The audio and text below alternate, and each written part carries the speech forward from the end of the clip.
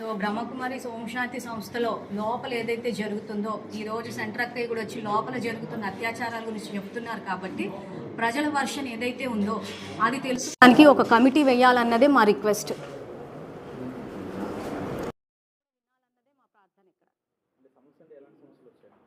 సమస్య అంటే ఇప్పుడు తన సెంటర్లో ఉన్నారు. ఆ జనార్దన్ రెడ్డి అన్న వ్యక్తి ఈరోజు ఆ సెంటర్ కడుతుంటే నీకు ఆ ఉప్పర్ వాళ్ళు ఎవరైతే ఉంటారో ఉప్పర్ వాళ్ళతో రంకు అంటగట్టడం, వాళ్ళు నీకు మొగుళ్ళు అయిపోయారు, నువ్వు వ్యభిచారం చేస్తున్నావు, నువ్వు ఆ చెరుకు తోటలో ఎవడు వెంట పడితే వాడెంట తిరుగుతూ ఉన్నావు అని చెప్పేసి ఈ రకంగా దుష్ప్రచారం చేస్తూ ఉన్నాడు. ఎందుకంటే అతను ఒక అమ్మాయిని అత్యాచారం చేయకుంటే చూసి ఖండించింది కాబట్టి ఆ రకంగా ఈ ఊరి నుంచి తరిమేద్దామని. ఎందుకంటే తరిమేస్తే ఇంక ఈ విషయాలన్నీ ఇక్కడికి మూసుకుపోతాయి కదా. సో ఈరోజు మాట్లాడితేనే సమస్య అన్నట్టుంది. సో తనని ఊరి నుంచి తరిమేయాలని చెప్పేసి తన గురించి ఈ రకంగా రంకు అంటగట్టేసి ఆ రకంగా ప్రచారం చేస్తూ ఉన్నాడు. సో అది అడగడానికి మేము వచ్చాం. వస్తేనే ఇందాక చెప్పినట్టు ఊరంతా కులాన్ని ముందేసుకొని కూర్చున్నారు.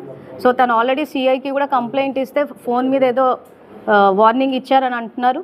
సో సరే ఒకసారి ప్రజల్లో అంటే జరగబోయేవన్నీ ఆగాలి కదా. ఓం శాంతి అనగానే శివుణ్ణి చూస్తున్నారు, తర్వాత పిలుపు అందరినీ అన్న అన్న అని పిలుస్తున్నారు. సో జనార్దన్ రెడ్డి కూడా అన్న అన్న అని పిలిచినప్పుడు ఆడపిల్లలు రెండవ ఆలోచన చేయట్లేదు, శివుణ్ణి చూసి ఆలోచన చేయట్లేదు, ఈ అన్న అన్న పిలుపుతోటి ఆలోచన చేయట్లేదు కాబట్టి నమ్ముతున్నారు.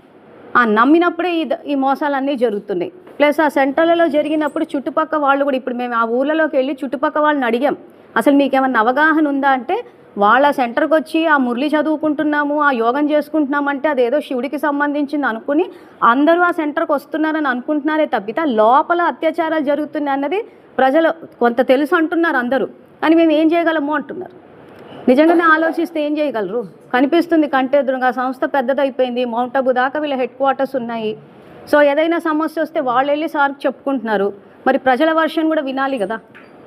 మా దగ్గర కూడా రుజువులు ఉన్నాయి కదా వీళ్ళు తప్పులు చేస్తున్నారని. సో ప్రజల వర్షన్ కూడా వింటే ప్రజలు స్వేచ్ఛగా బతుకుతారు, ఈ మోసాలు ఆగుతాయి అన్నదే మా యొక్క ఉద్దేశంతో ఇక్కడ వరకు వచ్చాం.